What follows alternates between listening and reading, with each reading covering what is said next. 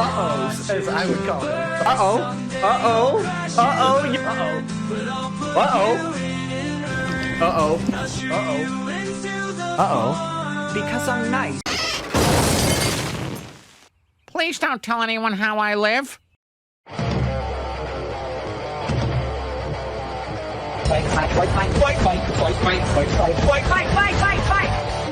My fellow SENers, welcome to a new video. Today, I'm going to be looking at a couple of Rekieta updates, alright? So, I know you guys love it. Make sure you send the like to show me how much you love it. Share this video around my SENy squad because, again, it's just you, me, against the world here. But we'll take back the media, alright? We're going to take it all back and make SEN America great again. But until then, ladies and gentlemen, let's go ahead and check out Breaking Baldo news today. So we are now 6 days away from RekietaLaw's settlement hearing, where he is now required to enter a plea. To find out why that is, go to yesterday's video. Our saga begins based upon statements made by Aaron Emholt on the Steel Toe Morning Show, a YouTube radio podcast. An investigation by Katy, Ohio County PD discovered a video uploaded by Cog to his backup channel, Backwards Internet.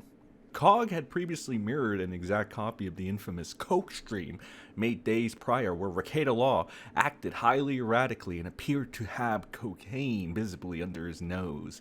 On the morning of May 23, 2024, RekietaLaw, our wife Kayla, and girlfriend April Emholt were all served with a warrant at Nick's home.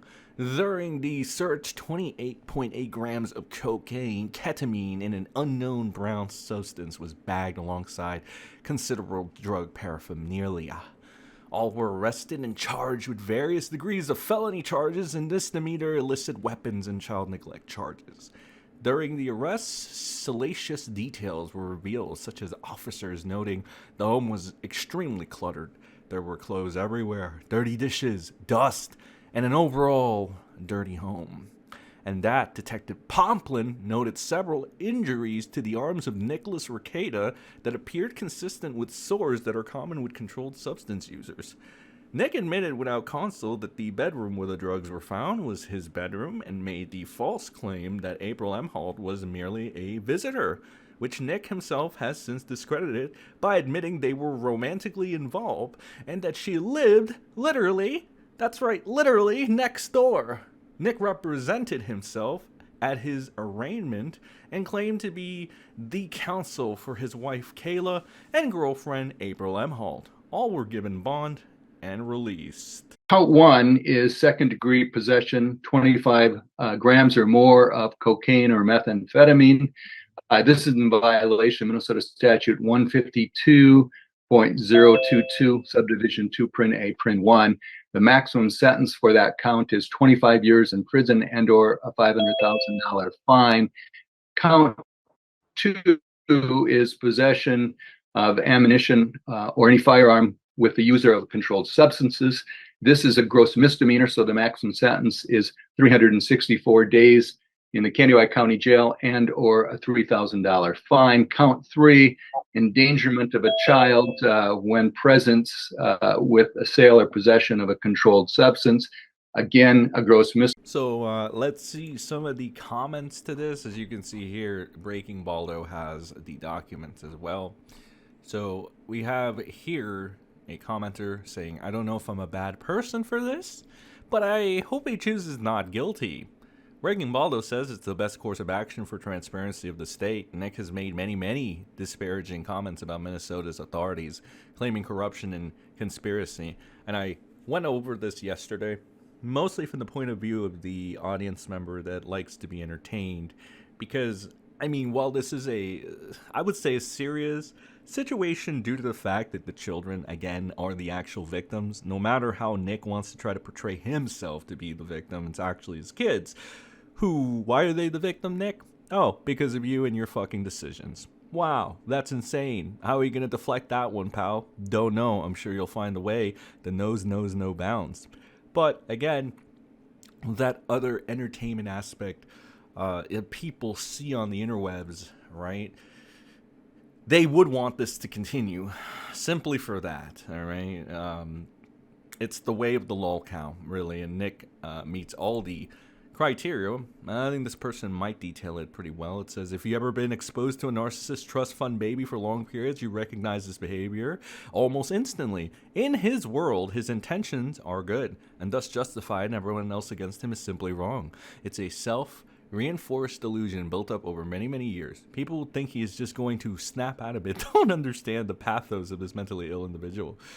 Yeah, that is pretty much the mindset of the lol cow. This is how the lol cow exists, so to speak. A lot of these attributes, right, in particular the narcissism being linked to delusion, continuing to press on and stuff, seems to be the downfall of many creators. Again, like right off the top of my head, I can see Ralph being at the forefront.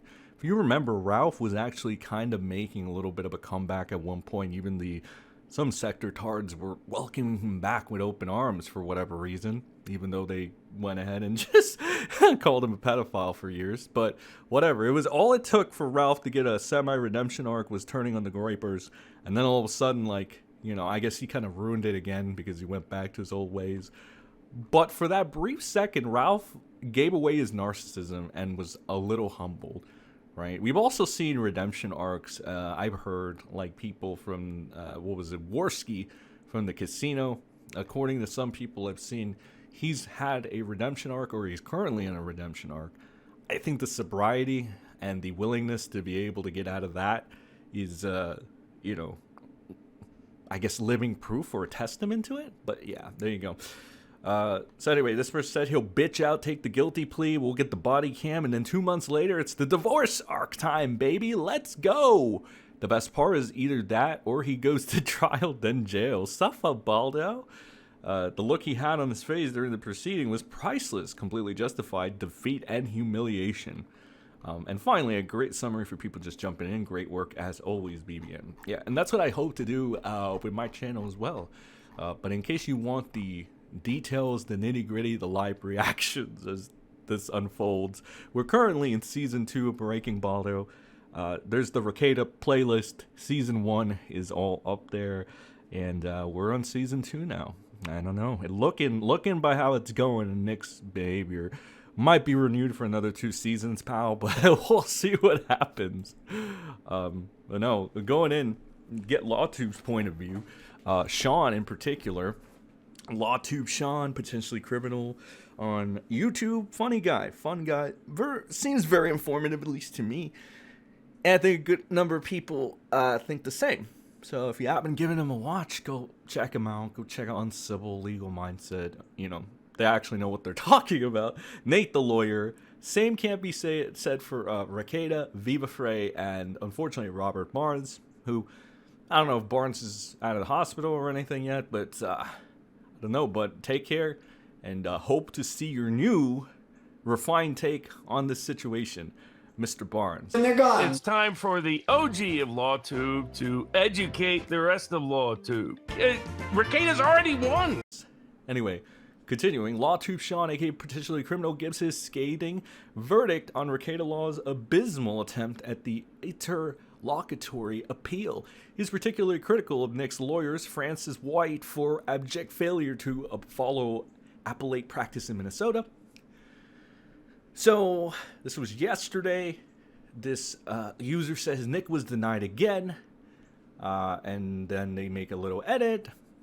And then Sean says, Nick's lawyer sucks so bad. Somebody, so-called Grayback, says in the line that says, petitioner does not explain why the district court's pretrial ruling denying his motions to suppress evidence and for a Frank's evidentiary hearing requires his court immediate reviews. Could the court just be saying that the motion did not make an adequate argument that satisfies some standard? Or would you take this line to mean that Nick's lawyers really made no arguments at all as to why the court should grant them a review? To which Sean says they completely whiffed, couldn't be bothered to follow the most basic rules that guide and govern appellate practices in their state. why does he keep paying these guys if they're the ones making arguments? Do you like being cucked out of your shekels, Nick? And the funny thing to know about that, this wouldn't be the first time Rekieta's infinite judgment has chosen an attorney that would damn a case. If you guys remember back in Weeb Wars, he conned Vic Mignogna into hiring his buddy Ty Beard, who completely flopped everything, fucked up the case, and cost Vic a good couple of $100,000, I believe. It was bad. It was bad. And then the cope that followed while Nick was trying to justify or try to damage control and mitigate the fact that he, you know, basically conned Vic Mignogna and a bunch of weebs into thinking Ty Beard could ever do anything.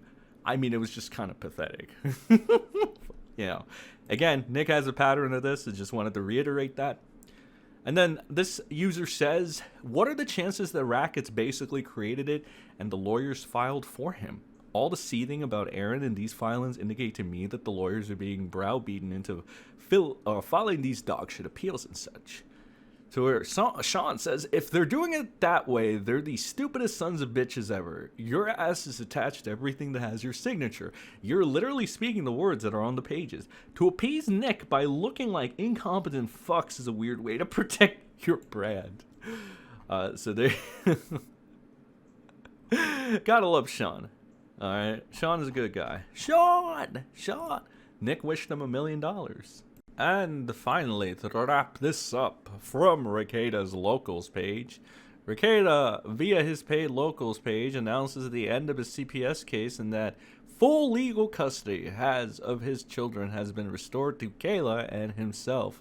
We applaud Nick for supposedly completing his drug testing. Though with Nick, a healthy dose of salt is always recommended. With his CPS case sealed, the greater public will never know the context in which Keanu Thompson claimed he was a continuing drug addict. So as you can see here, in my best Rekieta impression, today is a good day. Today is momentarily great. Today, our CPS case is closed, and full legal custody has been restored to Kayla and me. We have had a physical custody of our kids on a trial home visit since early August, but we were still subject to government oversight and intrusion, as well as drug and alcohol testing 3 to 5 times a week. Kayla and I completed outpatient recovery months ago. We have taken so many drug tests, I don't know how to piss without thinking about Brent and how he was, you know, a lot of people say Nick is a very charismatic guy. I gotta say, maybe back in Weeb Wars, maybe when he was yelling at the top of his lungs and we were like fixated on hating Monica Rial, Jamie Marchi and all them, back when Nick was like pretending to be like the right-winger, trad dad, you know, cool, like he essentially copied the Critical Drinkers fucking gimmick and shit, essentially, and tweaked it a little bit. It was fucking horrible, but like this, I mean, this is like fucking NyQuil, my dude. Like, I swear to God, like this is, I don't know, I guess. I guess nowadays it's like anytime Nick's entertaining, it's just when he's making, you know, an ass of himself, which is never really what you want to see. But anyway, Nick tries to like act human or try to fucking give the impression that he even gives a fuck about any of this. Even though his actions, listen, bro, alright? Actions speak louder than words. I don't care how much fucking slop, chat GPT bullshit Nick wants to put in his stupid little locals to try to trick his fans. Motherfucker, actions speak louder than words. If you really gave a shit about your kids, you would have never had a polyamorous relationship in your same fucking house with 2 other fucking strangers, one of which you knew, according to you and according to a lot of things that I've seen, that you knew was an abuser, apparently. But again, birds of a feather, right, Nick? Because we're finding out that you are too. Cool, awesome, dude, right? But y'all know you're the good guy. Oh, the good guy, guys. I'm Nick Rekieta. And don't even get me started on all the substances in your place. Like, really, you're gonna leave it right there with the kids, bro? Like, and then you want me to believe, you want us to believe you give a shit? Oh, come on now. Like, shit. I see a lot of con artists on YouTube and stuff, and, you know, politics. You know, YouTube is pretty much turning into politics at this point. But holy hell, it is so transparent with this son of a bitch. I'm so glad that he's extended all his cloud capital, all his goodwill of the people, so nobody can go ahead and try to defend this fool anymore, because everybody knows that defending this guy is not going to benefit you in any way now, which is hilarious. And it's even proven from, like, the habitual liar over here, Spectre. I mentioned this guy briefly, and I told you, like, about his kiwi farms and why, like, people dislike him, why he's a notorious liar, why you should take everything he says with a pinch of salt, and he's only trying to get in on his clout chase now that he knows Rekieta's a sinking ship.